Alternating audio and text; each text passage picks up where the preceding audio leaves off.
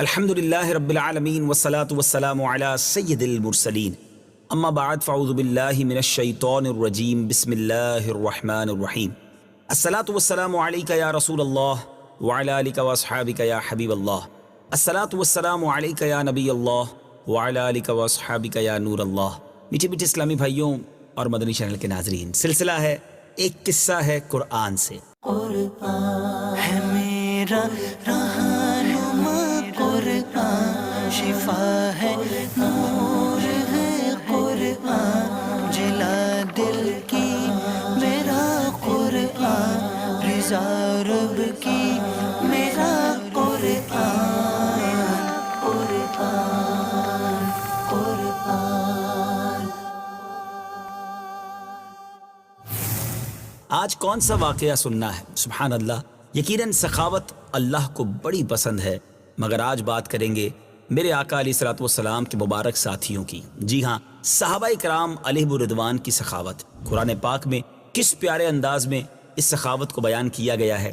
بہت خوبصورت واقعات ہیں، سنتے جائیے، ایمان کو تازہ کرتے جائیے۔ حضرت عبداللہ ابن عمر رضی اللہ تعالی عنہ سے روایت ہے کہ ایک صحابی نے بطور ہدیہ ایک صحابی کے گھر بکری کا ایک سر بھیج دیا، تو انہوں نے یہ کہہ کر کہ ہم سے زیادہ تو میرا فلاں بھائی اس سر کا ضرورت مند ہے، وہ سر اس کے گھر بھیج دیا۔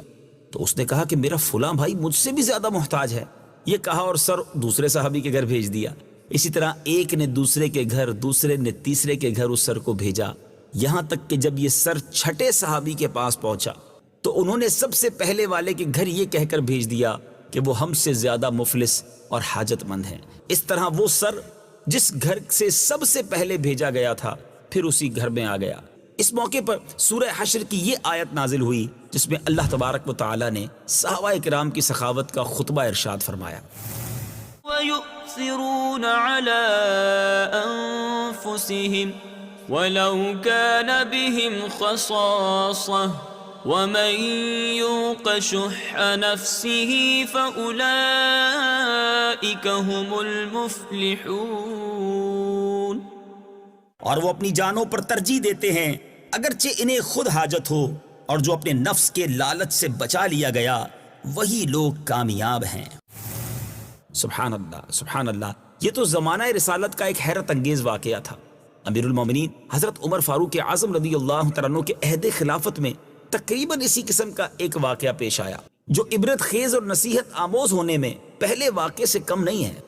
چنانچہ منقول ہے کہ امیر المومنین حضرت عمر فاروق اعظم رضی اللہ تعالیٰ عنہ نے 400 دینار ایک تھیلی میں بند کر کے اپنے غلام کو حکم دیا کہ یہ تھیلی حضرت ابو عبیدہ بن الجراح رضی اللہ تعالیٰ عنہ کی خدمت میں پیش کرو، اور پھر تم گھر میں اس وقت تک ٹھہرے رہو کہ تم دیکھ لو کہ وہ اس تھیلی کا کیا کرتے ہیں۔ چنانچہ غلام تھیلی لے کر حضرت ابو عبیدہ رضی اللہ تعالیٰ عنہ کے پاس پہنچا اور عرض کیا کہ حضرت امیر المومنین نے یہ دیناروں کی تھیلی آپ کے پاس بھیجی ہے اور فرمایا ہے کہ آپ اس کو اپنی حاجتوں میں خرچ کریں۔ امیر المومنین کا پیغام سن کر آپ نے یہ دعا دی کہ اللہ تعالیٰ امیر المومنین کا بھلا کرے۔ پھر اپنی لونڈی سے فرمایا کہ اے خادمہ، یہ 7 دینار فلاں کو دے آؤ، 5 دینار فلاں کو۔ اسی طرح انہوں نے ایک ہی نشست میں تمام دیناروں کو حاجت مندوں میں تقسیم کرا دیا۔ صرف 2 دینار ان کے سامنے رہ گئے تھے۔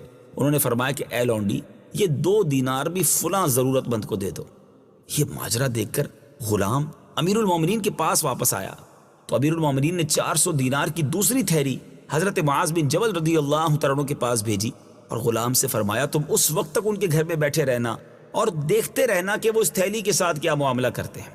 چنانچہ غلام جب حضرت معاذ بن جبل رضی اللہ تعالیٰ عنہ کے پاس تھیلی لے کر پہنچا تو حضرت معاذ بن جبل رضی اللہ تعالیٰ عنہ نے امیر المومنین کا تحفہ اور پیغام پانے کے بعد یہ کہا کہ اللہ تعالیٰ امیر المومنین پر اپنی رحمت نازل فرمائے اور ان کو نیک بدلہ دے۔ پھر فوراً ہی اپنی لونڈی کو حکم دیا کہ فلاں فلاں صحابہ کے گھروں میں اتنی اتنی رقم پہنچا دو۔ صرف 2 دینار باقی رہ گئے کہ حضرت معاذ بن جبل رضی اللہ تعالیٰ عنہ کی زوجہ آ گئی اور کہا کہ خدا کی قسم ہم لوگ بھی تو مفلس اور مسکین ہیں۔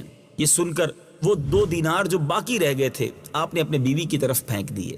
یہ منظر دیکھ کر غلام امیر المومنین کی خدمت میں حاضر ہو گیا، سارا چشم دید ماجرا سنانے لگا۔ امیر المومنین حضرت ابو عبیدہ اور حضرت معاذ بن جبل رضی اللہ تعالی عنہما کی سخاوت اور اولو العزمی کی داستان سن کر فرط تعجب سے انتہائی مسرور ہوئے اور فرمایا کہ اس میں کوئی شبہ نہیں کہ صحابہ کرام یقیناً آپس میں بھائی بھائی ہیں اور ایک دوسرے پر انتہائی رحم دل اور آپس میں بے حد ہمدرد ہیں۔ حضرت بی بی عائشہ رضی اللہ تعالی عنہا اور دوسرے صحابہ سے بھی یہ روایت منقول ہے۔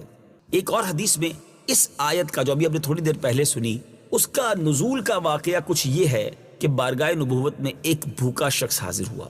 پیارے آقا علیہ الصلوۃ والسلام نے ازواج مطہرات کے حجروں میں معلوم کرایا کہ کیا کھانے کی کوئی چیز ہے۔ معلوم ہوا کہ کسی بی بی صاحبہ کے یہاں کچھ بھی نہیں ہے۔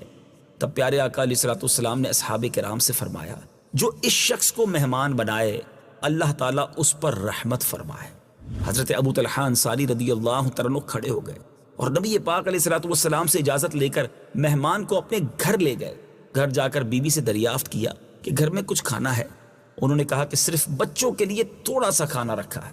حضرت ابو طلحہ رضی اللہ تعالیٰ عنہ نے فرمایا کہ بچوں کو بہلا پھسلا کر سلا دو، اور جب مہمان کھانے بیٹھے تو چراغ درست کرنے کے لیے اٹھو اور چراغ کو بجھا دو تاکہ مہمان اچھی طرح کھا لے۔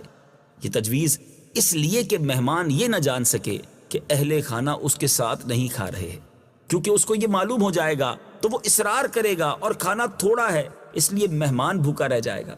اس طرح حضرت ابو طلحہ رضی اللہ تعالیٰ عنہ نے مہمان کو کھانا کھلا دیا اور اہل خانہ بھوکے سو رہے۔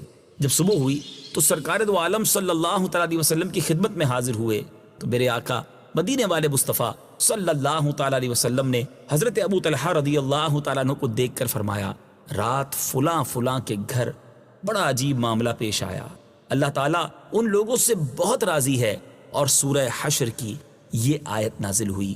آئیے ایک بار پھر اس آیت کو سنیے اور اس کا ترجمہ سنیے۔ وَيُؤْثِرُونَ عَلَىٰ أَنفُسِهِمْ وَلَوْ كَانَ بِهِمْ خَصَاصَةٌ وَمَن يُوقَ شُحَّ نَفْسِهِ فَأُولَٰئِكَ هُمُ الْمُفْلِحُونَ۔